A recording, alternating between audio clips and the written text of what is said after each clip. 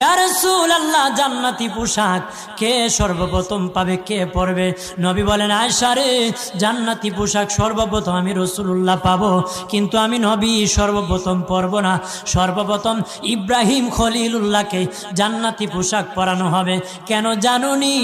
ইব্রাহিম নবীকে নমরুদের আগুনে যখন ফেলে দেওয়া হয়েছিল, দুনিয়ার সব ছেড়ে দিয়েছিল, বাড়ি ছেড়ে দিয়েছিল, সম্পদ ছেড়ে দিয়েছিল, মা বাবা ছেড়ে দিয়েছিল, এমনকি গায়ের জামা যখন খুলে নেয়, ইব্রাহিম কয়েক কাপড় ছেড়ে দিতে পারি, আমার আসমানের মালিককে ছেড়ে দিতে পারি না। ওই দিন আল্লাহ ইব্রাহিমের সাথে অঙ্গীকার করেছিল, ইব্রাহিম, আজকে তোমাকে সকলের সামনে উলঙ্গ করে লজ্জায় ফেলে দিয়েছি ইব্রাহিম, তারপরে তুমি আমাকে ছাড়ো নাই। আমি কিয়ামতের দিন সকলের সামনে মুসলমান, বেঈমান, কাফের, নাস্তিক যারা তোমাকে উলঙ্গ করেছিল, তাদের সামনে আমি আল্লাহ আনুষ্ঠানিকভাবে তোমাকে কাপড় পরায়া দিব।